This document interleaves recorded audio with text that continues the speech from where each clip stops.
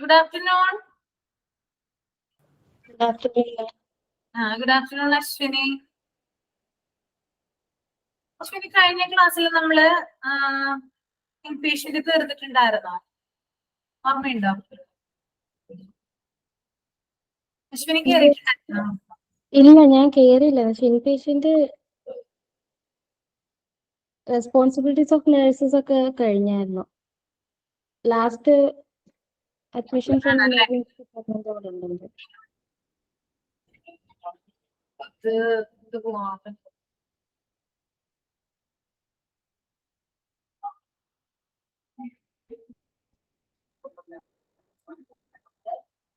എടുത്തിട്ടുണ്ടായിരുന്നോ? Gather information, preliminary observation ഒക്കെ അതൊക്കെ എടുത്തായിരുന്നു. അതൊക്കെ എടുത്തായിരുന്നു അല്ല? അതൊക്കെ ഓർമ്മയുണ്ടോ? ഉണ്ടല്ലേ? ഓക്കെ. അപ്പൊ ഈ ഒരു അഡ്മിഷൻ ഫ്രം എമർജൻസി ഡിപ്പാർട്ട്മെന്റ് ആണല്ലേ തുടങ്ങാനുള്ള? അത് എടുക്കാണ്ട്. ഓക്കെ ഓക്കെ, അത് പറയാം. അഡ്മിഷൻ ഫ്രം എമർജൻസി ഡിപ്പാർട്ട്മെന്റ് എന്ന് പറയുമ്പോൾ, അതായത് എമർജൻസി ഡിപ്പാർട്ട്മെന്റിൽ നിന്ന് എങ്ങനെയാണ് അഡ്മിഷൻ വരുന്നതെന്നാണ് കേട്ടോ. അതായത് നമ്മള് പേഷ്യന്റ് ആയിട്ട് നമ്മൾ അഡ്മിറ്റ് ആവുമല്ലോ.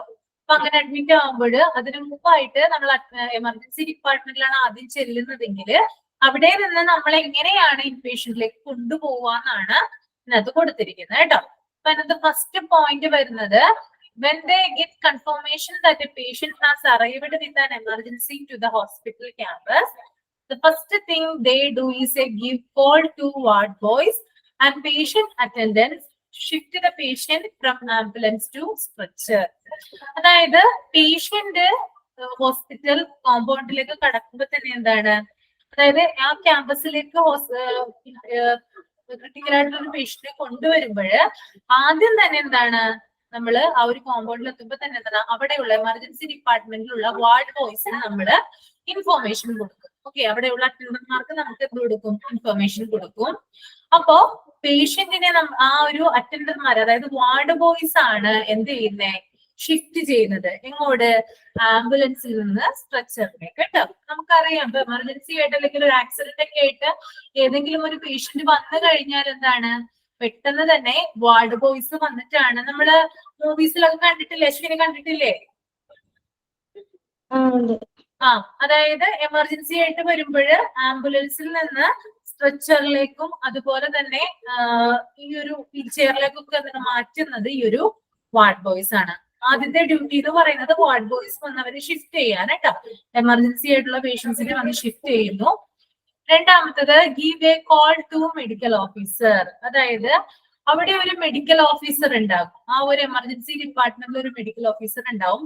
അദ്ദേഹത്തിന് എന്ത് ചെയ്യുന്നുണ്ട്? നമ്മൾ കോൾ ചെയ്യുന്നുണ്ട്. അതായത് അദ്ദേഹത്തെ നമ്മൾ അറിയിക്കുന്നു, ഇങ്ങനെ ഒരാൾ വന്നിട്ടുണ്ട്, അയാൾക്കുള്ള ഇൻഫോർമേഷൻ കൊടുക്കുന്നു, എമർജൻസി ആയിട്ടാണ് വന്നിരിക്കുന്നതെന്ന് മെഡിക്കൽ ഓഫീസറോട് നമ്മൾ പറയുന്നു. ഇനി മൂന്നാമത്തേത്, after the medical officer examines the patient, they ask him as to where they have to shift a patient. അതായത് ഈ രോഗിയെ നമ്മൾ എക്സാമിൻ ചെയ്യും. അതായത് ക്രിട്ടിക്കൽ ആയിട്ട് കൊണ്ടുവന്ന പേഷ്യന്റ് ആണെങ്കിൽ എന്തെങ്കിലും ഒരു ഡിസീസ് ആയിട്ട് വന്ന പേഷ്യന്റ് ആണെങ്കിലും ആദ്യം മെഡിക്കൽ ഓഫീസറെ നമ്മൾ അറിയിച്ച പ്രകാരം അദ്ദേഹം വന്ന് എന്ത് ചെയ്യും? ഈ ഒരു പേഷ്യന്റിനെ എക്സാമിൻ ചെയ്തതിനു ശേഷം എവിടേക്കാണ് മാറ്റേണ്ടതെന്ന് എന്ത് ചെയ്യും? ചോദ്യം ഉണ്ടാവും, ക്വസ്റ്റ്യൻ ഉണ്ടാവും. അതായത് പേഷ്യന്റ് കണ്ടീഷൻ അനുസരിച്ചിട്ടാണ് നമ്മൾ പേഷ്യന്റിനെ ഷിഫ്റ്റ് ചെയ്യുക കേട്ടോ. ഓക്കെ. ഇനി നാലാമത്തേത്, generally they shift the patient to the ICU and after patient becomes stable only then shift the patient to the concerned ward. അതായത് എമർജൻസി ഡിപ്പാർട്ട്മെന്റിൽ വരുന്ന പേഷ്യൻസിനെ നമ്മൾ നോർമലി ഷിഫ്റ്റ് ചെയ്യുക ICUയിലേക്കാണ് കേട്ടോ. ICUയിലേക്കാണ് നമ്മൾ ഷിഫ്റ്റ് ചെയ്യുക. ഇനി പേഷ്യന്റെ കണ്ടീഷൻ അനുസരിച്ച് ചിലപ്പോൾ എന്താണ്, വാർഡിലേക്ക് മാറ്റി എന്ന് പറയാം. ഓക്കെ, 4 പോയിന്റ്സ് മനസ്സിലായോ എനിക്ക്? ഓക്കെ. ഇനി ഫിഫ്ത് പോയിന്റ് എന്ന് പറയുന്നത്, after counselling with the consultants and permission of the same they do registration patient in IPD register and their software to. ഇനി ഞാൻ പറഞ്ഞു, ഒന്നില്ലെങ്കിൽ പേഷ്യന്റിനെ നമ്മൾക്ക് ICUയിലേക്ക് ഷിഫ്റ്റ് ചെയ്യാം, അല്ലെങ്കിൽ നമുക്ക് പേഷ്യന്റിനെ ഇൻ പേഷ്യന്റിലേക്ക് മാറ്റാം. അതായത് ഒരു വാർഡിലേക്ക് നമ്മൾ മാറ്റും. വാർഡിൽ നമ്മൾ പേഷ്യന്റിനെ മാറ്റുമ്പോൾ അവിടുത്തെ രജിസ്റ്ററിൽ നമ്മൾ എല്ലാ കാര്യങ്ങളും ഫില്ല് ചെയ്തതിന് ശേഷം എല്ലാ ഫോമുകളും സൈൻ ചെയ്തതിന് ശേഷമാണ് എന്ത് ചെയ്യുന്നത്, നമ്മള് ആ ഒരു രോഗിയെ ഇൻപേഷ്യന്റ് ആയിട്ട് ട്രീറ്റ് ചെയ്യുന്നത്. ഓക്കെ, IPD രജിസ്റ്ററിലൊക്കെ, അതായത് ഇൻപേഷ്യന്റ് രജിസ്റ്ററിലൊക്കെ പേഷ്യന്റിന്റെ എല്ലാ വിവരങ്ങളും എന്ത് ചെയ്തിട്ടുണ്ടാവും, നമ്മൾ ഉൾപ്പെടുത്തിയിട്ടുണ്ടാകും. ഇനി 6th പോയിന്റ് എന്ന് പറയുന്നത് fill the patient's consent form and after filling them the purpose and the meaning of the form get it signed by the patient relatives. ഇനി ഇൻപേഷ്യന്റ് ആയിട്ട് വന്ന ഒരാളാണെങ്കിൽ, എമർജൻസിയിൽ നിന്ന് ഇൻപേഷ്യന്റ് ആയിട്ട് വന്ന ഒരാളാണെങ്കിൽ അദ്ദേഹത്തെ കുറിച്ചിട്ട് അല്ലെങ്കിൽ അദ്ദേഹത്തിന്റെയോ അല്ലെങ്കിൽ രോഗിയുടെയോ അല്ലെങ്കിൽ രോഗിയുടെ റിലേറ്റീവ്സിന്റെ ഭാഗത്ത് നിന്നോ നമ്മൾ എന്ത് ചെയ്യും, കൺസെന്റ് ഫോം സൈൻ ചെയ്ത് വാങ്ങിക്കും. അതായത് എമർജൻസി ഡിപ്പാർട്ട്മെന്റിൽ നിന്നാണ് ഈ ഒരു രോഗി ഇൻപേഷ്യന്റിലേക്ക് കൊണ്ടുവരുന്നത്. ഇനി ഇൻപേഷ്യന്റ് ഡിപ്പാർട്ട്മെന്റിലെ ചികിത്സ കൊണ്ട് ഈ രോഗിക്ക് എന്തെങ്കിലും ഒന്ന് സംഭവിച്ചു കഴിഞ്ഞാൽ അതിന്റെ ഉത്തരവാദിത്തം ആ ഒരു ഡിപ്പാർട്ട്മെന്റിനോ ഹോസ്പിറ്റലിലോ ഉണ്ടായിരിക്കില്ല എന്ന് പേഷ്യന്റിനെ കൊണ്ടോ അല്ലെങ്കിൽ പേഷ്യന്റ് റിലേറ്റീവിനെ കൊണ്ടോ നമ്മൾ സൈൻ ചെയ്ത് മേടിക്കും. ഓക്കെ, ഇനി 8th point confirming that the file of patient is received by MO of the corresponding ward. അതായത് എമർജൻസി ഡിപ്പാർട്ട്മെന്റിൽ നിന്ന് വരുന്ന പേഷ്യന്റ് ആണെങ്കിൽ ഈ ഒരു വാർഡിലുള്ള, അതായത് ഇൻപേഷ്യന്റ് ഡിപ്പാർട്ട്മെന്റിലുള്ള മെഡിക്കൽ ഓഫീസർ ആണ് ഇദ്ദേഹത്തിന്റെ ഫയല് സ്വീകരിക്കുന്നത് കേട്ടോ. ഓക്കെ, അപ്പൊ നമ്മൾ ഇത്രയും നേരം പറഞ്ഞത് എമർജൻസിയിൽ നിന്ന് ഇൻപേഷ്യന്റിലേക്ക് വരുന്ന പേഷ്യൻസിനെ കുറിച്ചിട്ടാണ്.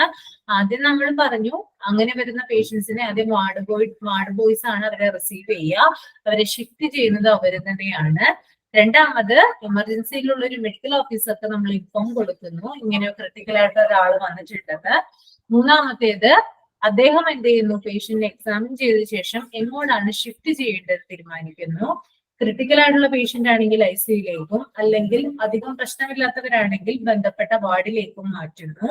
ഇനി വാർഡിലേക്കാണ് മാറ്റുന്നതെങ്കിൽ അവിടെയുള്ള എല്ലാ കാര്യങ്ങളും ഫില്ല് ചെയ്ത് രജിസ്റ്ററിൽ ഒപ്പ് ചെയ്തതിനു ശേഷമാണ് നമ്മൾ പേഷ്യന്റിനെ ഇൻപേഷ്യന്റ് ആക്കുന്നത്. അതുപോലെ തന്നെ എമർജൻസി ഡിപ്പാർട്ട്മെന്റിൽ നിന്ന് വന്ന ഒരു പേഷ്യന്റ് ആയതുകൊണ്ട് തന്നെ കൺസെന്റ് ഫോം നിർബന്ധമായിട്ട് എന്ത് ചെയ്യണം, സൈൻ ചെയ്ത് മേടിച്ചിരിക്കണം. അതുപോലെ തന്നെ എന്താ പറയുന്നേ, ഈ ഒരു വാർഡിലേക്ക് നമ്മൾ മാറ്റുമ്പോൾ, അതായത് ആ ഒരു ഫയലും കാര്യങ്ങളൊക്കെ എന്തുണ്ട്, അതായത് ഈ പേഷ്യന്റിനെ സംബന്ധിച്ച ഫയലും കാര്യങ്ങളും ഷിഫ്റ്റ് ചെയ്യുമ്പോൾ അത് റിസീവ് ചെയ്യുന്നത് മെഡിക്കൽ ഓഫീസർ ആണ് വാർഡിന്റെ കേട്ടോ. ഓക്കെ, ക്ലിയർ ആണോ? ക്ലിയർ. ഒന്ന് വായിച്ചു നോക്കിക്കോളൂ കേട്ടോ. Admission from emergency department.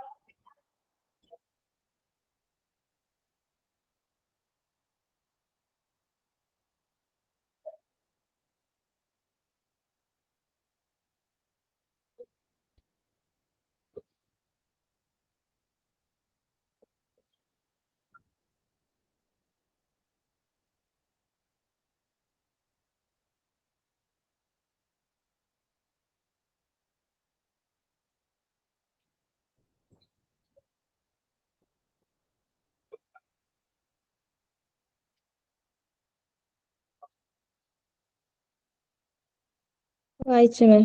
Okay, വായിച്ചല്ലേ? Okay,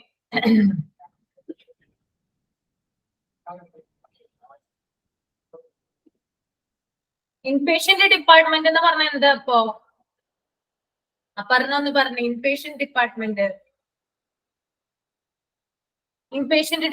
എന്താ?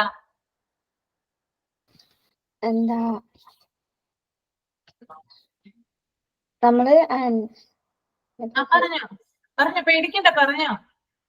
ഹോസ്പിറ്റലിന് ഉള്ളിലെ വന്നിട്ട് അവിടെ അഡ്മിറ്റ് ചെയ്തിരിക്കുന്ന പേഷ്യൻസ് അഡ്മിറ്റ് ചെയ്ത് ട്രീറ്റ്മെന്റ്.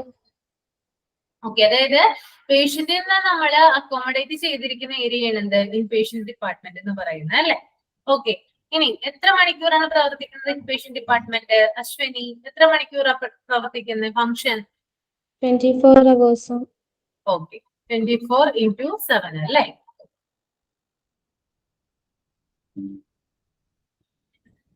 ഏതൊക്കെ തരത്തിലുള്ള അഡ്മിഷൻ ആണുള്ളത്? ടൈപ്സ് ഓഫ് അഡ്മിഷനിൽ രണ്ട് തരം അഡ്മിഷൻ ഉണ്ട്. ഏതൊക്കെയാ അത്? എമർജൻസി അഡ്മിഷനും റൂട്ടീൻ അഡ്മിഷനും. ഓക്കെ, എമർജൻസി അഡ്മിഷൻ എന്ന് പറഞ്ഞാൽ എന്താ Ashwini? Emergency admission acute conditions ആയിട്ട് വരുന്നത്, അതായത് immediate treatment, heart attack, poisoning, ആവശ്യമുള്ള ആൾക്കാരാണ് അല്ലെ? എക്സാമ്പിൾ എന്താ? Heart attack, accidents, poisoning. Okay, ഇനി അപർണ, റൂട്ടീൻ അഡ്മിഷൻ എന്താ? ഇൻവെസ്റ്റിഗേഷൻ ആൻഡ് പ്ലാനഡ് ട്രീറ്റ്മെന്റിന് വേണ്ടിയിട്ട് വരും. Clients are admitted for investigation and planned treatment. Example എന്താ? Hypertension, diabetes, bronchitis. Okay,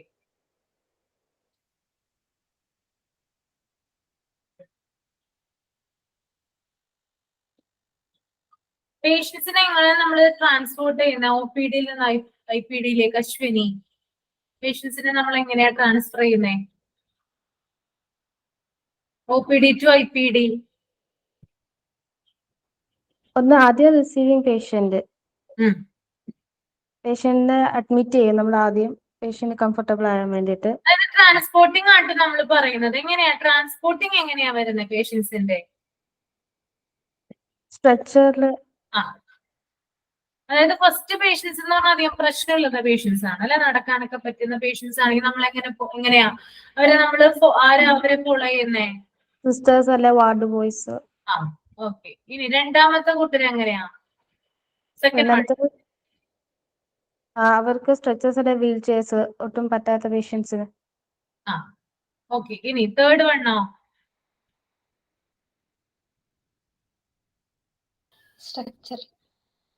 സ്ട്രെച്ചറിലൂടെയാണ് അല്ലേ? ഓക്കെ, ഇനി റെസ്പോൺസിബിലിറ്റീസ് ഓഫ് ദ നേഴ്സ് എന്തൊക്കെയാ വരുന്നേ? Prepare room, identify self, orient patient, പിന്നെ ഗ്യാദർ ഇൻഫർമേഷൻ റിലേറ്റഡ് ടു. ഇന്നത്തെ ഓറിയന്റ് പേഷ്യന്റിലെ ലൊക്കേഷൻ ഓഫ് നഴ്സസ് സ്റ്റേഷൻ എന്താ?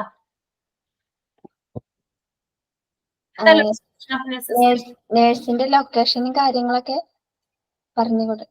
Location എവിടെയെന്നുള്ളത് പറഞ്ഞു കൊടുക്കണം അല്ലെ നമ്മള്?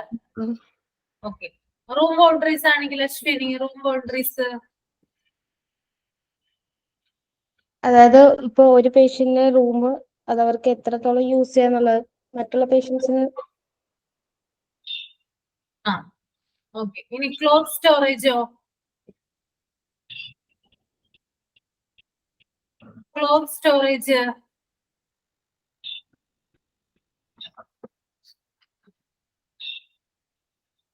പേഷ്യന്റ് ഡ്രസ് ഒക്കെ സ്റ്റോർ ചെയ്ത് വെക്കുന്ന സ്ഥലം അല്ലേ? അല്ലേ?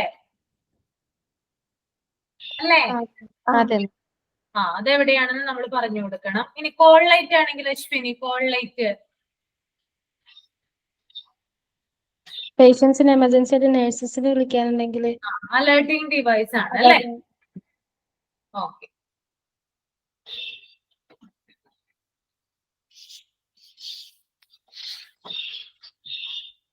ഈ ചാപ്റ്റർ ഒന്നും കൂടി ഇന്ന് പോയിട്ടിരുന്ന് വായിക്കണം കേട്ടോ. വീട്ടിലിരുന്നിട്ട് രാത്രി നൈറ്റില് എപ്പോഴാണ് നമുക്ക് സമയം എന്ന് വെച്ചാൽ അപ്പോഴിരുന്ന് വായിക്കണം. ഓക്കെ,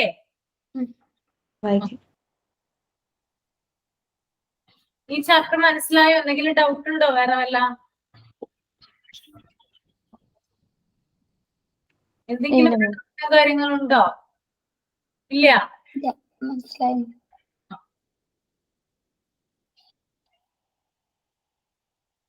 ഓക്കെ, നെക്സ്റ്റ് ചാപ്റ്റർ ആണ് കേട്ടോ, ഹോസ്പിറ്റൽ വാർഡ് കേട്ടോ. ഹോസ്പിറ്റൽ വാർഡ് ആണ് കേട്ടോ. അപ്പൊ നമ്മൾ ഇൻപേഷ്യന്റ് ഡിപ്പാർട്ട്മെന്റ് ആണ് പറഞ്ഞിട്ടുണ്ടായിരുന്നേ. അതിൽ പെടുന്നതാണ് എന്ത്? ഹോസ്പിറ്റൽ വാർഡ് എന്ന് പറയുന്നത് കേട്ടോ. അപ്പൊ എന്താണ് നമുക്ക് വാർഡ് നോക്കാം. Definition: A ward is A room in A hospital where beds are arranged for many people, often people who need similar treatment. Stay can be long term, short term, depending upon the severity of condition. അതായത് hospital ward എന്ന് പറയുന്നത് ഒരു റൂമാണ്. Okay, ഇതൊരു proper definition പറയുകയാണെങ്കിൽ ഇതൊരു റൂമാണ്. അവിടെ ധാരാളം ബെഡുകൾ എന്ത് ചെയ്യുന്നുണ്ട്, ക്രമീകരിച്ചിട്ടുണ്ട്. അതായത് നമ്മളൊരു വാർഡിലേക്ക് ചെല്ലുമ്പോൾ എന്താണ്, ധാരാളം ബെഡുകൾ നമുക്ക് അവിടെ കാണാനായിട്ട് സാധിക്കും. ആ ബെഡ് ആർക്ക് വേണ്ടിയിട്ടാ ക്രമീകരിച്ചിരിക്കുന്നേ, അറേഞ്ച് ചെയ്തിരിക്കുന്നത് ആളുകൾക്ക് വേണ്ടിയിട്ടാണ് കേട്ടോ. ഓക്കെ, അപ്പൊ വാർഡ് എന്ന് പറയുന്നത് എന്താണ്, ward is A room in A hospital. Ward എന്ന് പറയുന്നത് ഹോസ്പിറ്റലിലെ ഒരു റൂമാണ്. അവിടെ ധാരാളം ബെഡുകൾ ആളുകൾക്ക് വേണ്ടി ക്രമീകരിച്ചിരിക്കുന്നു. എങ്ങനെയുള്ള പേഷ്യൻസിന് വേണ്ടിയിട്ടാണ്, അതായത് സിമിലർ ആയിട്ടുള്ള ട്രീറ്റ്മെന്റ് ആവശ്യമുള്ള പേഷ്യൻസിനെയാണ് നമ്മൾ ഹോസ്പിറ്റൽ വാർഡുകളിൽ കിടത്തുന്നത് കേട്ടോ. സിമിലർ ആയിട്ടുള്ള ട്രീറ്റ്മെന്റ് ആവശ്യമുള്ള, അതായത് ഇപ്പൊ പനിയായിട്ട് 3-4-5 പേര് ഒരുമിച്ച് വരുവാണെങ്കിൽ അവരെ കിടത്തുന്നത് എവിടെയാ, സിമിലർ ആയിട്ടുള്ള ഒരു വാർഡിലായിരിക്കും കിടത്തുന്നത്. അപ്പൊ വാർഡ് എന്ന് പറയുന്നത് സിമിലർ ട്രീറ്റ്മെന്റുമായിട്ട് വരുന്ന ആളുകളെ കിടത്തുന്നതിന് വേണ്ടിയിട്ടുള്ള സ്ഥലമാണ്. ഓക്കെ, ഇനി നമ്മുടെ ഈ ഒരു ഹോസ്പിറ്റൽ വാർഡിലെ സ്റ്റേ എന്ന് പറയുന്നത് ഒന്നില്ലെങ്കിൽ ലോങ് ടേം ആവാം, അല്ലെങ്കിൽ ഷോർട്ട് ടേം ആവാം. ഒന്നെങ്കിൽ ആളുകള് കുറച്ച് കൂടുതൽ കാലം എന്ത് ചെയ്യുന്നുണ്ട്, ഹോസ്പിറ്റൽ വാർഡിൽ കഴിയുന്നുണ്ട്, അല്ലെങ്കിൽ എന്താണ്, കുറച്ചു കാലം മാത്രമേ എന്ത് ചെയ്യുന്നുള്ളൂ, ആളുകള് ഹോസ്പിറ്റൽ വാർഡില് താമസിക്കുന്നുള്ളൂ. അപ്പോ അതായത് നമ്മള് ഈ ഒരു ഹോസ്പിറ്റൽ സ്റ്റേ നമ്മൾ നിശ്ചയിക്കുന്നത്, അതിന്റെ ബേസ് ഫാക്ടർ എന്ന് പറഞ്ഞാല് സിവിയറിറ്റി ഓഫ് കണ്ടീഷൻ ആണ്. അതായത് ആളുകളുടെ രോഗത്തിന്റെ തീവ്രത അനുസരിച്ചിട്ടാണ് ഒരാള് കൂടുതൽ കാലം ഹോസ്പിറ്റൽ വാർഡിൽ താമസിക്കണോ എന്നും ഒരാള് കുറച്ചു കാലം മാത്രമേ ഹോസ്പിറ്റൽ വാർഡിൽ താമസിക്കൂ എന്നും തീരുമാനിക്കുന്നത് കേട്ടോ.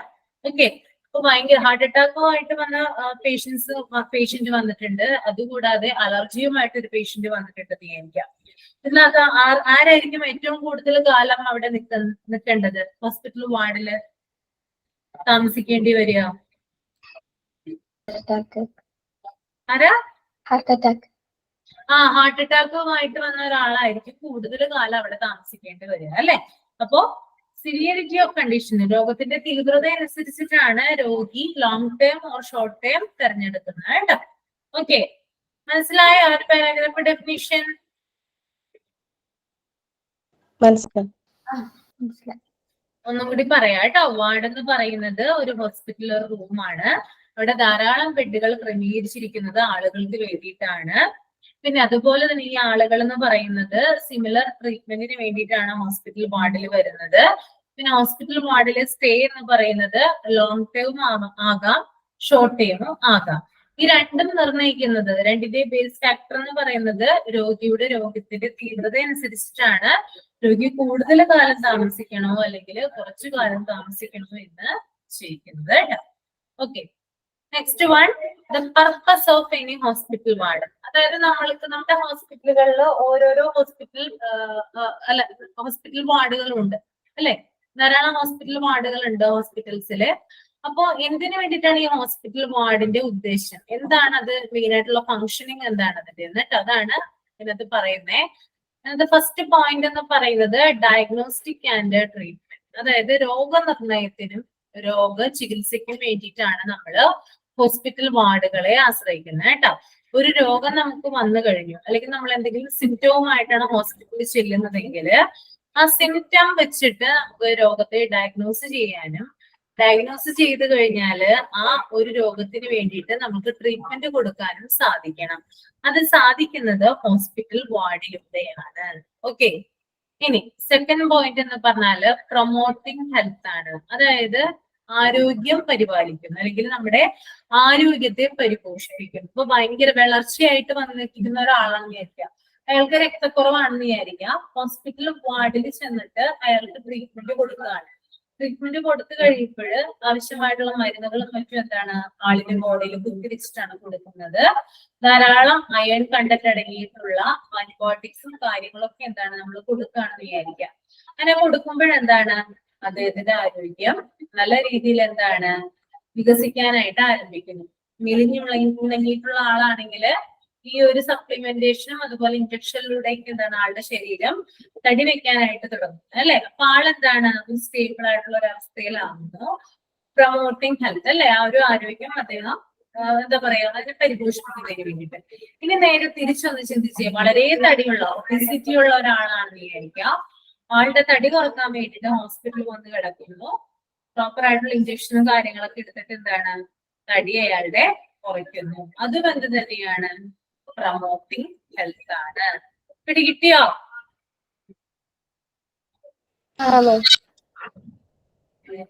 ഇനി തേർഡ് വൺ എന്ന് പറയുന്നത് ടീച്ചിങ് ആണ് കേട്ടോ. അതായത് ഹോസ്പിറ്റൽ വാർഡുകളിൽ നമ്മള് രോഗികളെ ട്രീറ്റ്മെന്റ് ചെയ്യുക മാത്രമല്ല ചെയ്യുന്നത്, അവിടെ വരുന്ന ധാരാളം മെഡിക്കൽ സ്റ്റുഡൻസ് ഉണ്ട് അല്ലെ.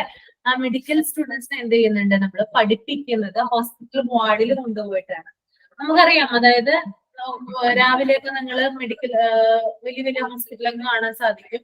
മെഡിക്കൽ സ്റ്റുഡൻസ് വന്നിട്ട് എന്ത് ചെയ്യും, ആളിന്റെ എല്ലാ കാര്യങ്ങളും BP, അതുപോലെ പൾസ് റേറ്റ്, അങ്ങനെയുള്ള കാര്യങ്ങളൊക്കെ എന്താണ് രേഖപ്പെടുത്തിക്കൊണ്ട് പോകും. പിന്നെ ആളുടെ കണ്ടീഷൻ എന്താണ്, ആള് എങ്ങനെയാണ് ഇനി ഓവർകം ചെയ്യുക, അങ്ങനെയുള്ള കാര്യങ്ങളൊക്കെ പഠിക്കാൻ പറ്റുന്നത് ഹോസ്പിറ്റൽ വാർഡിലെ രോഗികളെ നേരിട്ട് വന്ന് കാണുമ്പോഴാണ് ഈ ഒരു സ്റ്റുഡൻസിനും മറ്റും ഇങ്ങനെയുള്ള കാര്യങ്ങളൊക്കെ പഠിക്കാനായിട്ട് സാധിക്കുന്നത് കേട്ടോ.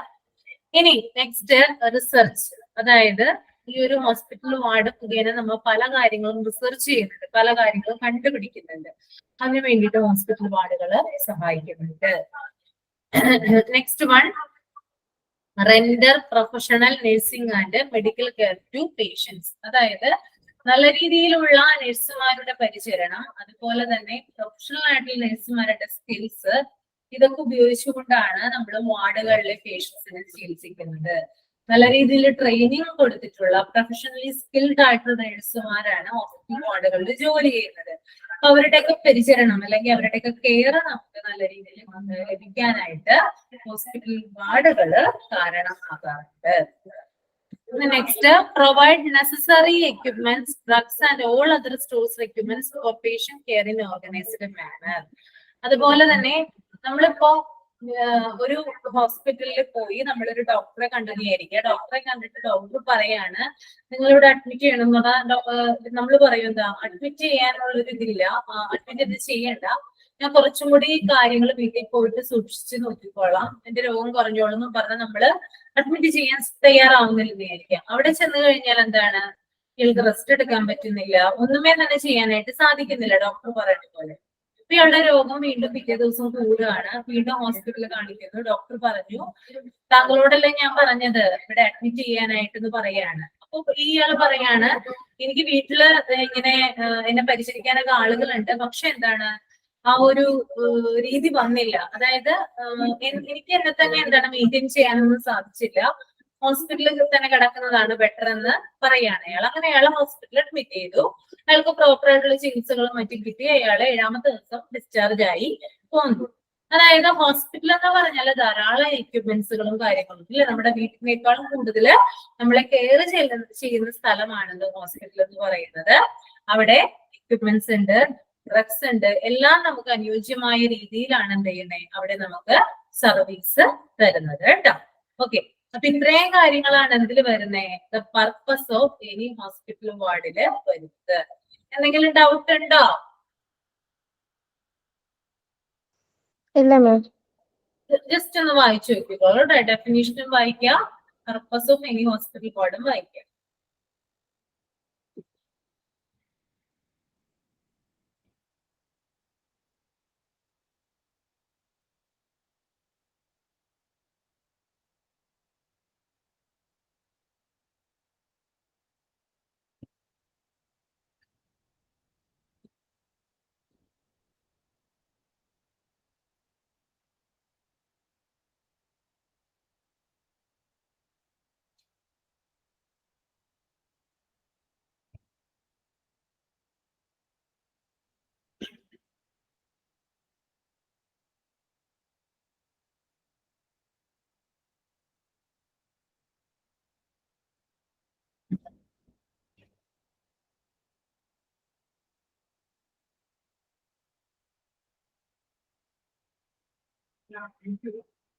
വായിച്ചു കഴിഞ്ഞോ?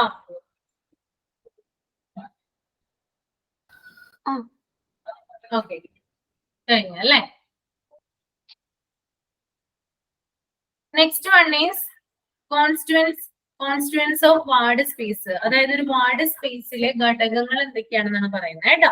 ഒരു വാർഡ് സ്പേസിലെ ഘടകങ്ങൾ എന്തെല്ലാമാണ്? അത് ആദ്യം വരുന്നത് പേഷ്യന്റ് സ്പേസ്, അതായത് ഒരു വാർഡിൽ നമ്മൾ ചെല്ലുമ്പോൾ പേഷ്യൻസിനെ ഇരിക്കാനുള്ള ഒരു സ്പേസ് നമ്മൾ ഉണ്ടാവും. നിങ്ങളിപ്പോ ഒരു ഹോസ്പിറ്റലിൽ ചെല്ലാണെന്ന് വിചാരിക്കാം. ആ ഹോസ്പിറ്റലിൽ മെയിൻ ആയിട്ടുള്ള ഒരു വാർഡ് ഉണ്ട്.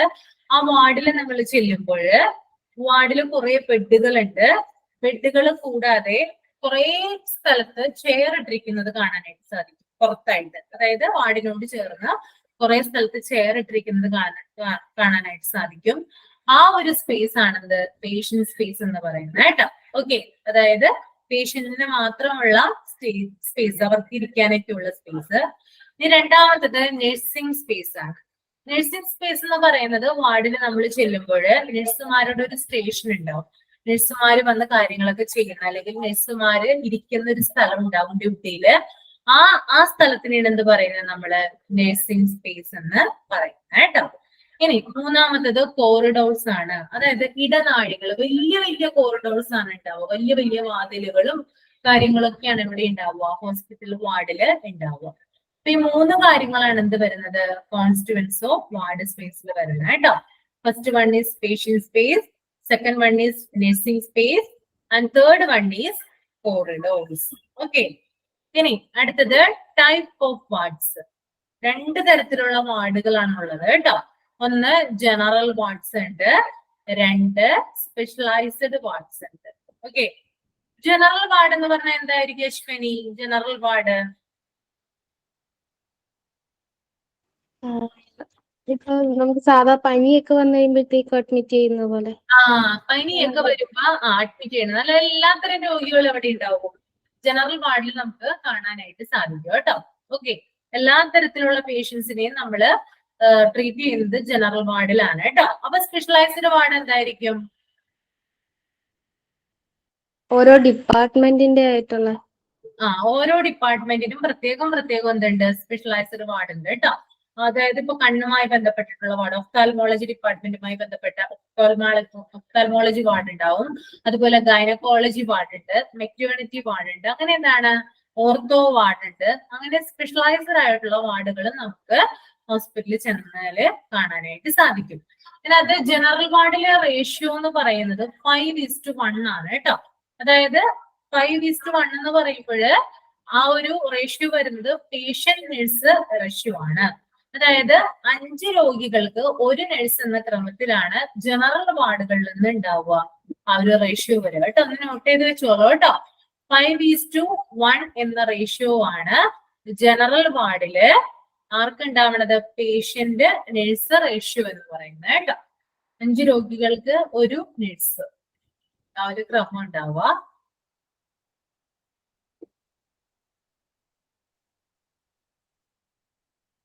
ഓക്കെ, അപ്പൊ ഞാൻ പറഞ്ഞ എന്താണ്? 5:1 എന്ന ആ ഒരു റേഷ്യോയിലാണ് പേഷ്യന്റ് നഴ്സ് റേഷ്യോ ജനറൽ വാർഡുകളിൽ കേട്ടോ.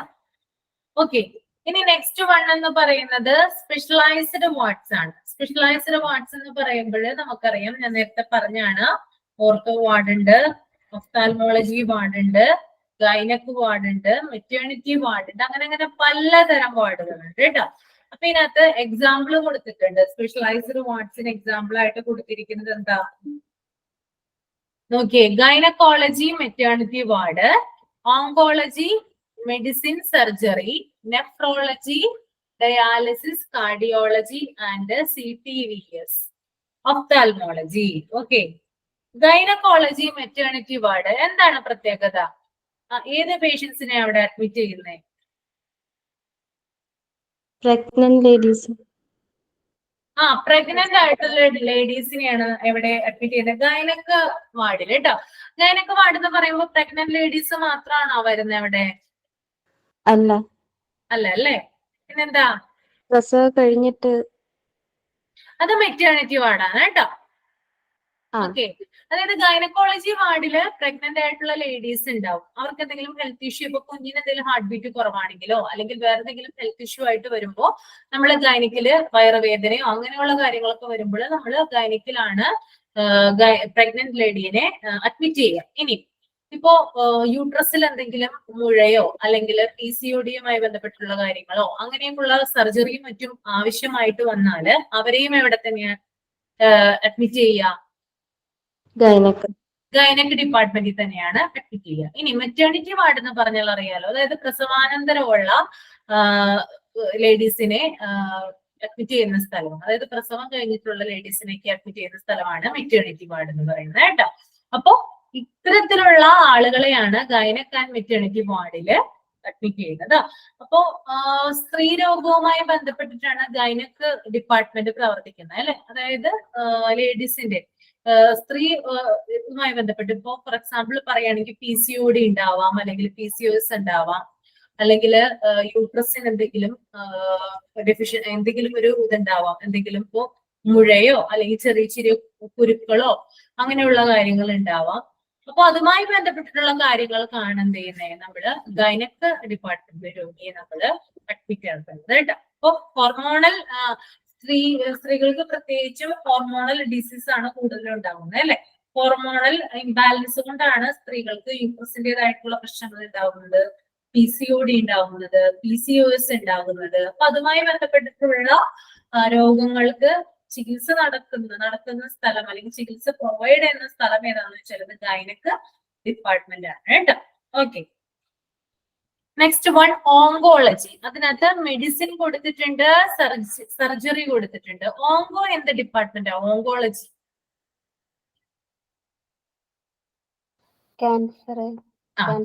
ക്യാൻസർ ആണ് അല്ലെ. ഓക്കെ, ഓങ്കോളജി ഡിപ്പാർട്ട്മെന്റ് എന്ന് പറയുന്നത് ക്യാൻസറുമായി ബന്ധപ്പെട്ടിട്ടുള്ള ഡിപ്പാർട്ട്മെന്റ് ആണ്.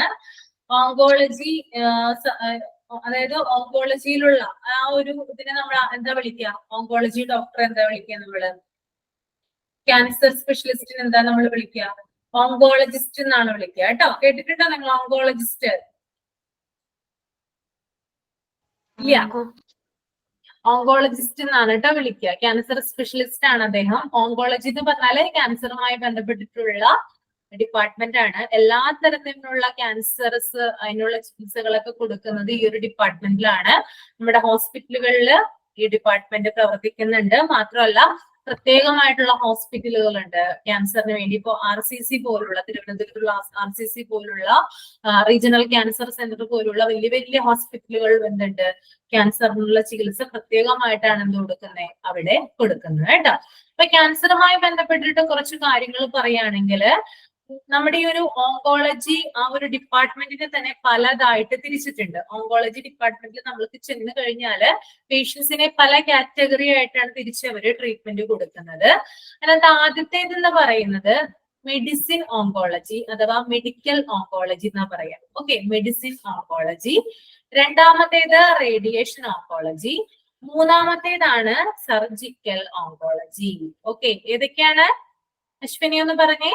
Medicine oncology, radiation oncology and surgical oncology. അപ്പൊ എന്തായിരിക്കും ഈ ഓങ്കോളജിയിൽ തന്നെ പല സബ് ഡിപ്പാർട്ട്മെന്റുകളായിട്ട് തിരിച്ചിരിക്കുന്നതാണ് കേട്ടോ. അത് എന്തായിരിക്കും അപ്പൊ പ്രത്യേകത ഈ മൂന്നെണ്ണത്തിന്റെയും അങ്ങനെ തിരിച്ചിരിക്കുന്നതിന്റെ കാര്യം എന്തായിരിക്കാം? എന്തായിരിക്കും?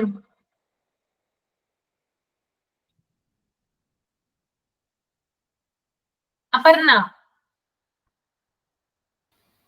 ഫസ്റ്റില് മെഡിക്കൽ ഓങ്കോളജി പറഞ്ഞാല് ഇങ്ങനെ കീമോ അങ്ങനെയൊക്കെ ചെയ്യുന്ന ക്യാൻസറിന് ട്രീറ്റ്മെന്റ് ആയിട്ട് കീമോ ഒക്കെ ചെയ്യുന്ന. സെക്കൻഡോ? സർജറി, റേഡിയേഷൻ കൊടുത്തിട്ട്. മൂന്നാമത്തതോ? സർജറി ചെയ്തിട്ടുള്ള.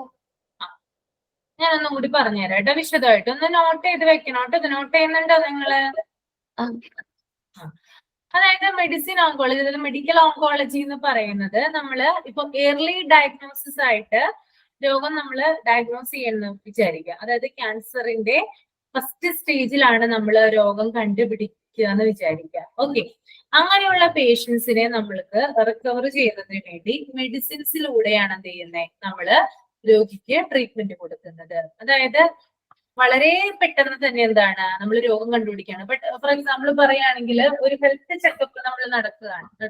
അതായത് നമ്മൾ എല്ലാവരും എന്താണ് വർഷത്തിൽ ഒരു തവണയെങ്കിലും ഇത് നടത്തിയിരിക്കണം, ഹെൽത്ത് ചെക്കപ്പുകൾ നടത്തിയിരിക്കണം. അങ്ങനെ എക്സാമ്പിൾ ആയിട്ട് പറയാണ്ട് ഹെൽത്ത് ചെക്കപ്പ് നടത്തുമ്പോൾ അറിയാണ് ഈ രോഗിക്ക് ക്യാൻസർ ഉണ്ടെന്ന്. കാരണം സിംറ്റംസോ കാര്യങ്ങളോ ഒന്നും തന്നെ ഇതുവരെ ആ ആളില് വന്നിട്ടില്ല, രോഗിയില് വന്നിട്ടില്ല. പക്ഷെ ഹെൽത്ത് ചെക്കപ്പിലൂടെ അറിയാണ് ബ്രസ്റ്റിന്റെ അവിടെ എന്താണ് ക്യാൻസർ പിടിപെട്ടിട്ടുണ്ടെന്ന് അറിയാണ്. അന്ന് പറയുന്ന ഒരു ഏർലി ഡയഗ്നോസിസ് ആണ്. അതായത് സിംറ്റംസ് ഒന്നും ആളിൽ വന്നിട്ടില്ല, രോഗത്തിന്റെ പ്രാരംഭ ഘട്ടത്തിൽ അതായത് പ്രിലിമിനറി സ്റ്റേജിൽ തന്നെ രോഗിക്ക് ക്യാൻസർ ഉണ്ടെന്ന് നമ്മൾ കണ്ടെത്തി കഴിഞ്ഞാല് നമ്മൾ എന്തെങ്കിലും ഫർദർ ട്രീറ്റ്മെന്റ് ആരംഭിക്കും അല്ലെ. അപ്പൊ അതിന്റെ ഭാഗമായിട്ട് എന്ത് ചെയ്യും, നമ്മള് മെഡിസിൻസ് കൊടുത്തുകൊണ്ടാണ്. അതായത് ഏർലി ഡയഗ്നോസിസ് ആയതുകൊണ്ട് തന്നെ അധികം നമ്മൾ പേടിക്കേണ്ട ആവശ്യമില്ല. പെട്ടെന്ന് തന്നെ എന്താണ് നമ്മൾ മെഡിസിൻസ് ആളിൽ കൊടുത്തുകൊണ്ട് നമ്മൾ ട്രീറ്റ്മെന്റ് തുടങ്ങും. മെഡിസിൻസിലൂടെ രോഗിയെ നമുക്ക് റിക്കവർ ചെയ്ത് കൊണ്ടുവരാനായിട്ട് സാധിക്കും. ഇതിനെയാണ് നമ്മൾ മെഡിസിൻ ഓങ്കോളജി അഥവാ മെഡിക്കൽ ഓങ്കോളജി എന്ന് പറയുന്നത് കേട്ടോ. ഓക്കെ, ഇനി സെക്കൻഡ് വൺ എന്ന് പറഞ്ഞാല് റേഡിയേഷൻ ആണ്, റേഡിയേഷൻ ഓങ്കോളജി. അതായത് ഇതെന്ന് പറയുന്നത് ക്യാൻസറിന്റെ ഒരു സെക്കൻഡ് സ്റ്റേജിലാണ് നമ്മൾ രോഗം കണ്ടുപിടിക്കുന്നത്. സിംറ്റംസ് ഒക്കെ വന്നു തുടങ്ങി. ഓക്കെ, സിംറ്റംസ് ഒക്കെ വന്നു തുടങ്ങിയതിന് ശേഷമാണ് ക്യാൻസർ ആണെന്ന് ഡയഗ്നോസ് ചെയ്യുന്നത്. ഡയഗ്നോസ് ചെയ്ത് കഴിഞ്ഞ ശേഷം അത് പറയാണ്, അതായത് മെഡിസിൻസിൽ നിൽക്കില്ല. ഓക്കെ, അതായത് സെക്കൻഡ് സ്റ്റേജ് ആയി, നമ്മൾ അറിഞ്ഞില്ല, രോഗം വന്നത് നമ്മൾ അറിഞ്ഞില്ല, മെഡിസിൻസിൽ നിൽക്കില്ല. അതുകൊണ്ട് തന്നെ റേഡിയേഷൻ കാര്യങ്ങളും കൊടുത്തുകൊണ്ട് എന്ത് ചെയ്യാണ്, ക്യാൻസർ സെല്ലിനെ എന്ത് ചെയ്യാണ്, നശിപ്പിക്കുകയാണ് നമ്മൾ ചെയ്യുന്നത് കേട്ടോ. അതിനെയാണ് നമ്മൾ എന്ത് പറയുന്നത്, റേഡിയേഷൻ ഓങ്കോളജി എന്ന് പറയുന്നത്. പിന്നെ third one is surgical oncology. Okay, surgical ഓങ്കോളജിയിൽ പ്രധാനമായിട്ട് നമ്മൾ ചെയ്യുന്നത് സർജറീസ് ആണ്. എന്തിനു വേണ്ടിയിട്ടായിരിക്കും ഇത് ചെയ്യുന്നേ? എന്തിനാ പറഞ്ഞ സർജറി ചെയ്യുന്നേ? ക്യാൻസർ വന്ന ഒരാൾക്ക് എന്തിനാ സർജറി ചെയ്യുന്നേ? എന്തെങ്കിലും മുഴയോ കാര്യങ്ങളൊക്കെ ഉണ്ടെങ്കിൽ.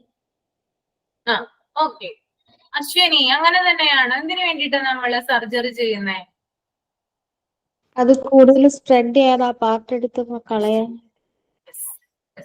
അതാണ് കേട്ടോ പോയിന്റ്. അതായത് നമ്മുടെ ഒരു തേർഡ് സ്റ്റേജിലാവുമ്പോൾ, അതായത് ഫസ്റ്റ് സ്റ്റേജും സെക്കൻഡ് സ്റ്റേജും നമ്മൾ കഴിഞ്ഞ് തേർഡ് സ്റ്റേജിലേക്കാണ് ക്യാൻസർ പോകുന്നതെങ്കിൽ നമ്മുടെ ഏത് ഭാഗത്തായിട്ടാണോ, നമ്മുടെ ബോഡിയിലെ ഏത് ഭാഗത്തായിട്ടാണോ ഈ ഒരു ക്യാൻസർ സെല്ലുകൾ കണ്ടെത്തിയത്, അത് നമ്മുടെ മൊത്തം ബോഡിയിലേക്ക് സ്പ്രെഡ് ചെയ്യാൻ ആരംഭിക്കും. അതാണ് തേർഡ് സ്റ്റേജ് കേട്ടോ. ഓക്കെ, അങ്ങനെ സ്പ്രെഡ് ചെയ്യാൻ ആരംഭിക്കുന്നതിന് മുമ്പായിട്ട് നമുക്ക് ആ ഒരു ക്യാൻസർ സെൽസ് ബാധിച്ചിരിക്കുന്ന അവയവം നമ്മൾ എന്ത് ചെയ്യണം, ഓർഗൻ നമ്മള് സർജറിയിലൂടെ റിമൂവ് ചെയ്ത് കളയേണ്ടതുണ്ട്. അതിനെയാണ് സർജിക്കൽ ഓങ്കോളജി എന്ന് പറയുന്നത്. ഇത് എന്തിനു വേണ്ടിയിട്ടാണ് ഇത് ചെയ്യുന്നേ? അതായത് നമ്മുടെ ബോഡി പാർട്സിൽ മൊത്തം ക്യാൻസർ സെല്ല് സ്പ്രെഡ് ചെയ്യാതിരിക്കാൻ വേണ്ടിയിട്ടാണ് നമ്മള് ഈ ഒരു ആദ്യം വന്ന ബോഡി പാർട്ട് നമ്മള് റിമൂവ് ചെയ്ത് കളയുന്നത്. ഓക്കെ, ഇപ്പൊ ക്യാൻസർ സെൽസ് എന്ന് പറഞ്ഞാല് വളരെയധികം സ്പ്രെഡ് ചെയ്യുന്ന ഒരു സെല്ലാണ്. അത് നമ്മള് വളരെയധികം സൂക്ഷിക്കണം. അതുകൊണ്ട് തന്നെ ബ്രസ്റ്റ് ക്യാൻസർ ആയിട്ടാണ് ഒരാൾ വരുന്നതെങ്കിൽ എന്താണ്, ആളുടെ ആ ഒരു ഭാഗം എന്താ റിമൂവ് ചെയ്ത് കളയാ ചെയ്യുന്നത്. ഓക്കെ, ബാക്കിയുള്ള ബോഡി പാർട്ടിലേക്ക്, ബോഡി ഓർഗൻസിലേക്ക് ഇത് സ്പ്രെഡ് ചെയ്യാതിരിക്കാനാണ് ഇങ്ങനെ മുറിച്ച് കളയുന്നത് കേട്ടോ. അപ്പൊ തേർഡ് മൂന്ന് കാര്യങ്ങൾ മനസ്സിലായോ നിങ്ങൾക്ക്?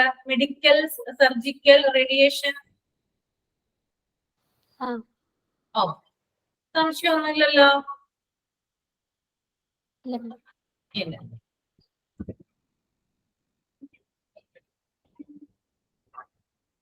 Okay, next one is nephrology ആണ്. Dialysis, cardiology and CTVS.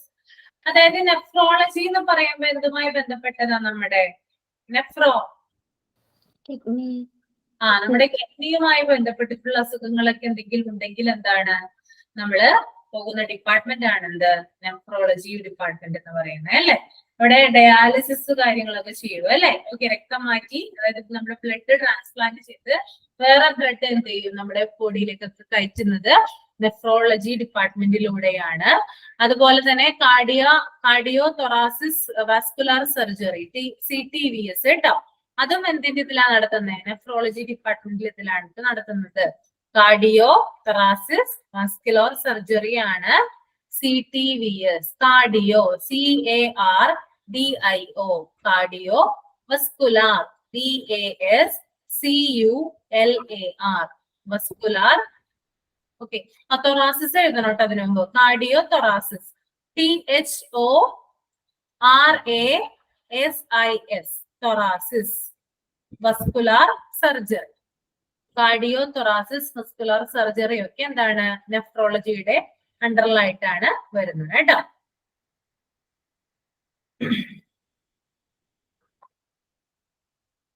Next neurology medicine surgery. Neurology എന്താ?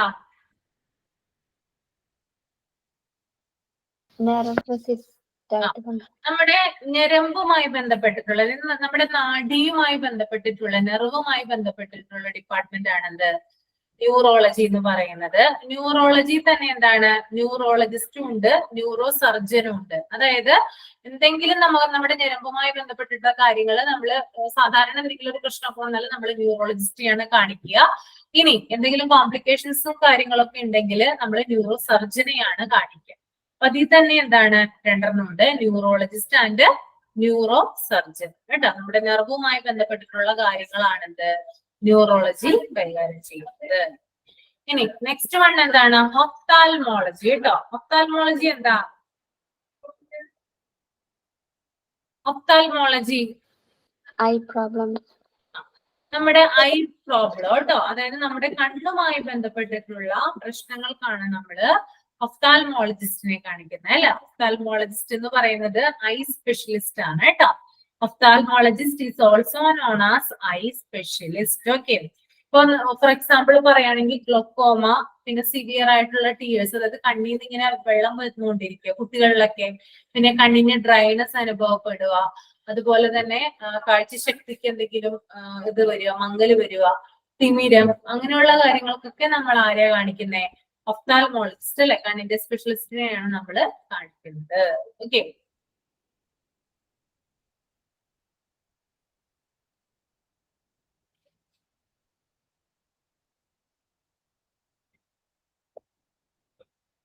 ഇത്രയും കാര്യങ്ങൾ ക്ലിയർ ആണോ? ഇനി അതൊന്ന് വായിച്ചേ. കോൺസ്റ്റിറ്റ്യൂവൻസ് ഓഫ് വാർഡ് സ്പേസ് തുടങ്ങി സ്പെഷ്യലൈസ്ഡ് വാർഡ്സ് വരെ ജസ്റ്റ് ഒന്ന് വായിച്ചു വെക്കും. എന്തെങ്കിലും മനസ്സിലാവാത്ത ഉണ്ടെങ്കിൽ ചോദിക്കുക കേട്ടോ.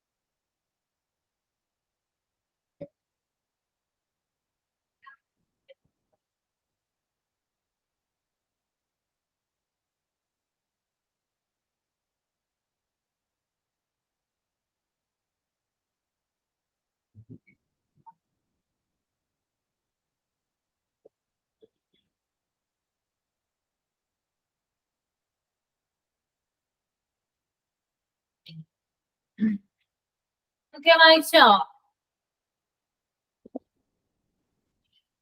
വായിച്ചു.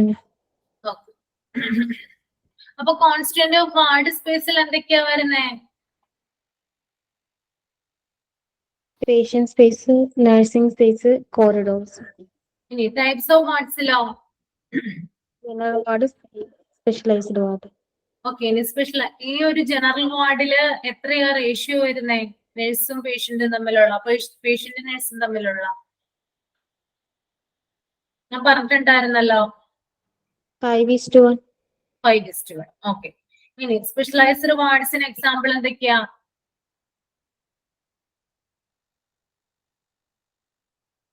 സ്പെഷ്യലൈസ്ഡ് വാർഡ്സിന് എക്സാമ്പിൾ പറ. ഗൈനക്കോളജി, മെറ്റർനിറ്റി വാർഡ്, ആ. ഓങ്കോളജി, ആ. Nephrology, dialysis, cardiology and CTVS, neurology, ophthalmology. Okay.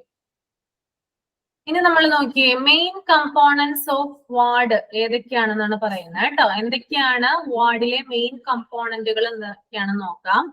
ആദ്യം വരുന്നത് ക്ലിനിക്കൽ ഏരിയ ആണ് കേട്ടോ. അതായത് നമ്മുടെ ഒരു വാർഡിൽ നമ്മൾ ചെന്ന് കഴിയുമ്പോൾ ക്ലിനിക്കൽ ഏരിയ എന്ന് പറഞ്ഞ പ്രത്യേകം എന്താണ് ഒരു ഏരിയ ഉണ്ടാവും.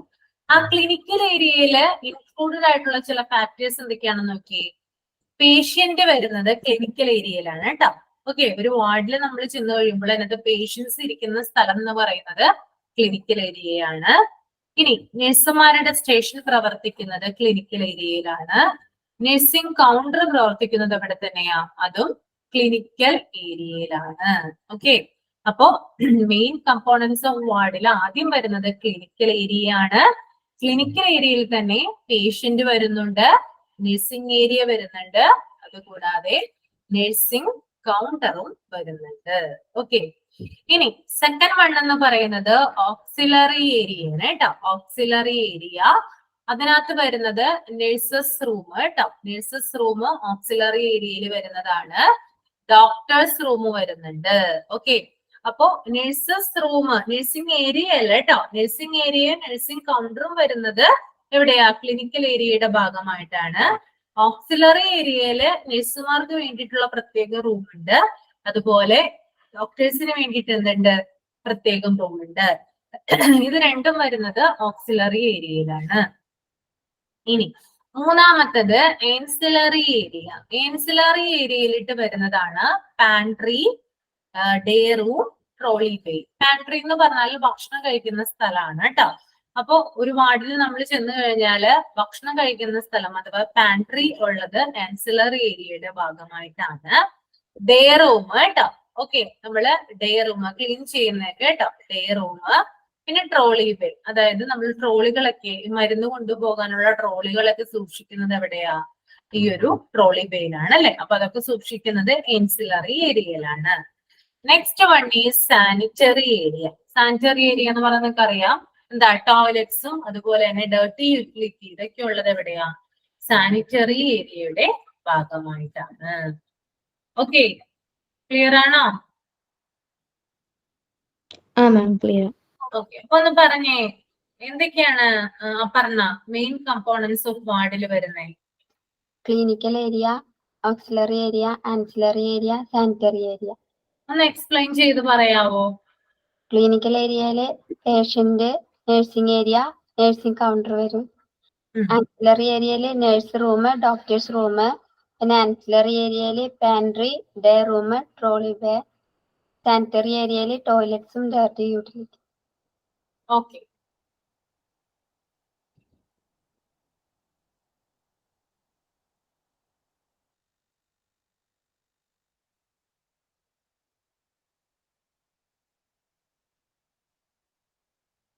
ഇനി നോക്കിയേ factors involved in good ward management. അതായത് ഒരു ഗുഡ് വാർഡ് മാനേജ്മെന്റ് നല്ല രീതിയിൽ നമ്മൾ നടത്തണമെങ്കിൽ, അത് ഒരു വാർഡ് നമ്മൾ നല്ല രീതിയിൽ മുമ്പോട്ട് കൊണ്ടുപോകണമെങ്കിൽ കുറച്ച് ഫാക്ടേഴ്സ് നമുക്ക് ആവശ്യമാണ്.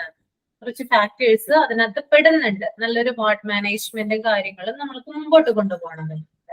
അപ്പൊ അത് ഏതൊക്കെയാണെന്ന് നോക്കാം. അതിനകത്ത് ഫസ്റ്റ് വൺ എന്ന് പറയുന്നത് ഫോളോ പോളിസീസ് ആൻഡ് പ്രോട്ടോകോൾസ്. അതായത് നമ്മള് പോളിസീസും പ്രോട്ടോകോൾസ് എന്ത് ചെയ്യാം? നമ്മള് പിന്തുടരുക, അതായത് ഫോളോ ചെയ്യണം. ഓക്കെ. അതായത് ഒരു ഹോസ്പിറ്റൽ വാർഡിനെ സംബന്ധിച്ച് കുറേയധികം പോളിസിയും കാര്യങ്ങളും ഒക്കെ ഉണ്ടാവും. അത് നമ്മള് ഫോളോ ചെയ്യണം. ഓക്കെ.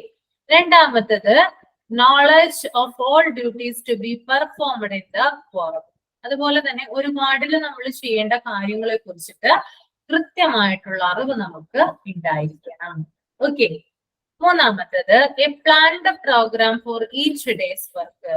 നമ്മൾ ഒരു ദിവസത്തെ ജോലി ആരംഭിക്കുമ്പോൾ അത് തലേ ദിവസം തന്നെ എന്താണ് നമ്മള് പ്ലാൻ ചെയ്ത് വെച്ചിട്ടുണ്ടായിരിക്കണം. കാരണം എന്താ? പേഷ്യൻസിന്റെ ജീവൻ വെച്ചിട്ടാണല്ലേ നമ്മള് അല്ലെ ഓരോ നിമിഷവും നമ്മള് അങ്ങനെയാണ് നമ്മൾ ജീവിക്കുന്നത്. അപ്പോ നമ്മൾ എന്ത് ചെയ്യണം, നേരത്തെ തന്നെ എന്താണ് ഈ വാർഡിൽ ചെയ്യേണ്ട കാര്യങ്ങളെ കുറിച്ചിട്ട്, പേഷ്യൻസിന്റെ കാര്യങ്ങളെ കുറിച്ചിട്ടൊക്കെ നമ്മള് വ്യക്തമായിട്ടുള്ള ഒരു ധാരണ നമുക്ക് ഉണ്ടായിരിക്കണം. Beginning the day on time. അതുപോലെ തന്നെ എപ്പോഴാണോ നമ്മുടെ ഷിഫ്റ്റ് ഹോസ്പിറ്റലിൽ തുടങ്ങുന്നത് ആ ടൈമിന് തൊട്ട് മുമ്പേ എത്തിച്ചെല്ലാനായിട്ട് ശ്രമിക്കുക. 7 മണിക്കാണ് നിങ്ങൾക്ക് ഡ്യൂട്ടി തന്നിരിക്കുന്നതെങ്കിൽ ഒരു 6:45 ആകുമ്പോ തന്നെ എന്ത് ചെയ്യാം, നിങ്ങൾ ഹോസ്പിറ്റലിൽ ചെല്ലാനായിട്ട് ശ്രമിക്കുക. Okay, next preventing interruption, establishment of ward routine. അതുപോലെ തന്നെ എന്താണ്, ഒരു വാർഡ് റൂട്ടീൻ എസ്റ്റാബ്ലിഷ് ചെയ്യുന്നതിൽ എന്താണ്, എന്തെങ്കിലും തടസ്സങ്ങൾ ഉണ്ടെങ്കിൽ അതിനെ പ്രിവെന്റ് ചെയ്യാനായിട്ട് നോക്കാം. ഓക്കെ, ഇപ്പൊ എന്താണ്, നമ്മൾ ഒരു വാർഡിൽ ഒരു ജോലി ചെയ്തുകൊണ്ടിരിക്കുകയാണെന്ന് വിചാരിക്കുക. നമ്മളൊരു നഴ്സാണ്, നമ്മളൊരു വാർഡിലെ തന്നെ ഒരു എക്സിക്യൂട്ടീവ് ആയിട്ട് നമ്മൾക്ക് എന്താണ് അങ്ങനെയുള്ള ജോലികളാണല്ലോ കൂടുതൽ പ്രൊവൈഡ് ചെയ്യുക.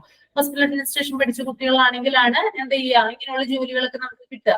ഒരു ഹോസ്പിറ്റലിലെ ഒരു എക്സിക്യൂട്ടീവ് ആയിട്ട് നിങ്ങൾ വാർഡിൽ പ്രവർത്തിക്കുകയാണെങ്കിൽ ആ വാർഡിൽ എന്തെങ്കിലും ഇപ്പോ അവിടെയുള്ള പേഷ്യൻസ് തമ്മിൽ പരസ്പരം തർക്കങ്ങളോ കാര്യങ്ങളോ ഒക്കെ ഉണ്ടായെങ്കിൽ അത് നിങ്ങൾ പരിഹരിക്കാനായിട്ട് ശ്രമിക്കണം. അതായത് വാർഡിന്റെ പ്രോട്ടോകോളിനെ ബാധിക്കുന്ന തരത്തിലുള്ള ഒരു ഇൻട്രപ്ഷനും അവിടെ പാടുള്ളതല്ല. അതിനു വേണ്ടിയിട്ടൊരു പ്രിവെന്റീവ് മെത്തേഡ് നിങ്ങൾ യൂസ് ചെയ്യേണ്ടതായിട്ടുണ്ട്. Okay, next is use of democratic methods in the establishment of ward policies. അതുപോലെ തന്നെ എല്ലാവർക്കും തുല്യമായിട്ടുള്ള രീതിയിൽ അവകാശങ്ങൾ കിട്ടത്തക്ക രീതിയിൽ എന്ത് ചെയ്യണം, നമ്മള് വാർഡ് പോളിസി നമ്മള് യൂസ് ചെയ്യണം.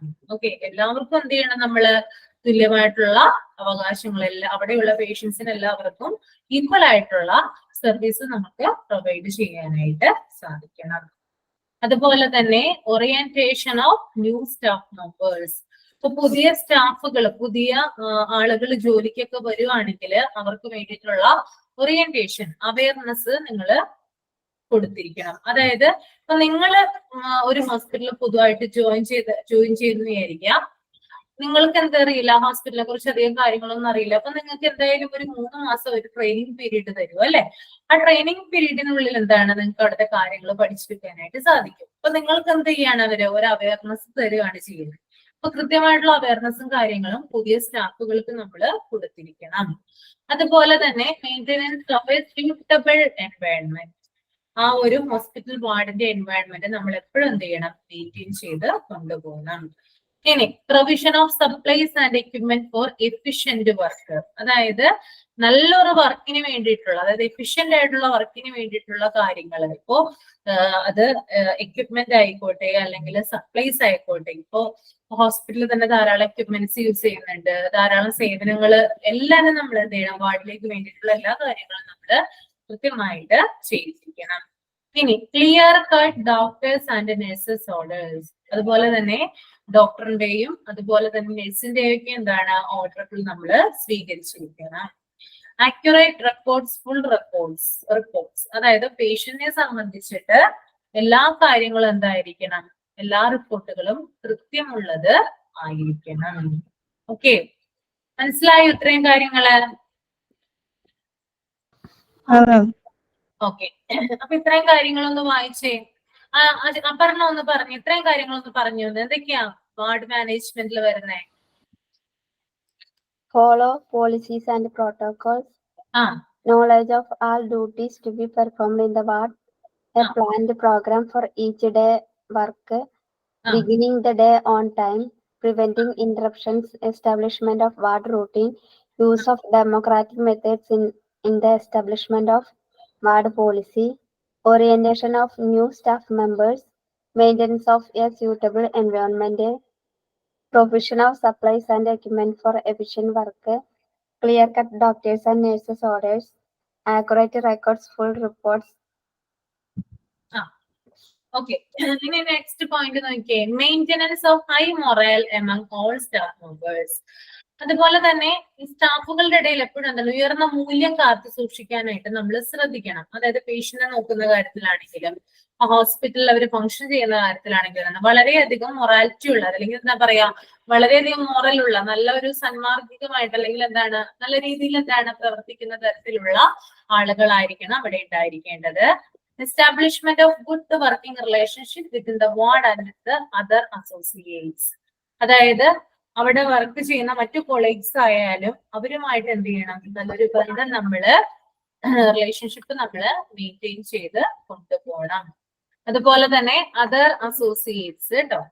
അതായത് ഹോസ്പിറ്റലിൽ തന്നെ ഓരോ സ്റ്റാഫുകളായിട്ട് എന്താണ് നമ്മള് നല്ല രീതിയിലുള്ള ഒരു റിലേഷൻഷിപ്പ് മെയിൻറ്റെയിൻ ചെയ്യാനായിട്ട് നമ്മള് ശ്രദ്ധിക്കണം. ഇനി ഡിലഗേഷൻ ഓഫ് റെസ്പോൺസിബിലിറ്റി, അതുപോലെ തന്നെ ഉത്തരവാദിത്തം അല്ല, ധാരാളം റെസ്പോൺസിബിലിറ്റീസും കാര്യങ്ങളും ഒക്കെ എന്താണ് നമുക്കുണ്ട് അല്ലെ, അതൊക്കെ എന്താണ് മെയിൻറ്റെയിൻ ചെയ്ത് കൊണ്ടുപോകണം. വെൽ പ്ലാൻഡ് അസൈൻമെന്റ്സ്, ഓരോ കാര്യങ്ങളും നമ്മൾ ചെയ്യുമ്പോഴും അത് പ്ലാൻഡ് ആയിട്ട് വേണം നമ്മൾ ചെയ്യാനായിട്ട്. Well arranged time for personal, അതുപോലെ തന്നെ ഡോക്ടേഴ്സിനും മറ്റു പുറത്തു നിന്നുള്ള ഡോക്ടേഴ്സ് ഒക്കെ വരുമ്പോൾ അവർക്ക് വേണ്ടിയിട്ടുള്ള ടൈമും കാര്യങ്ങളും നമ്മൾ അറേഞ്ച് ചെയ്ത് കൊടുക്കണം. ഗുഡ് ടീച്ചിങ് ആൻഡ് സൂപ്പർവിഷൻ, അതുപോലെ തന്നെ നമ്മുടെ കീഴിൽ ആരെങ്കിലും വർക്ക് ചെയ്യുന്നുണ്ടെങ്കിൽ അവരെ നമ്മൾ ടീച്ച് ചെയ്യാനും അവർക്ക് നമ്മൾ സൂപ്പർവിഷൻ കൊടുക്കാനും സന്നദ്ധരായിട്ട് അങ്ങനെയുള്ള ആളുകളായിട്ടായിരിക്കണം നമ്മൾ ആ ഹോസ്പിറ്റലിൽ പ്രവർത്തിക്കേണ്ടത് കേട്ടോ.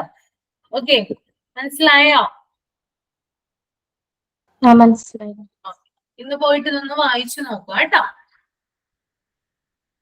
ഇത്രയും കാര്യം എടുത്തതിൽ ഡൗട്ട് ഇല്ലല്ലോ? വായിച്ചു നോക്കുക കേട്ടോ. അപ്പൊ നാളത്തെ ക്ലാസ്സിൽ കാണാം കേട്ടോ. നാളെ വരണോട്ടോ ക്ലാസ്സില്. ഓക്കെ, വൈൻഡപ്പ് ചെയ്യാൻ കേട്ടോ. Thank you. Thank you.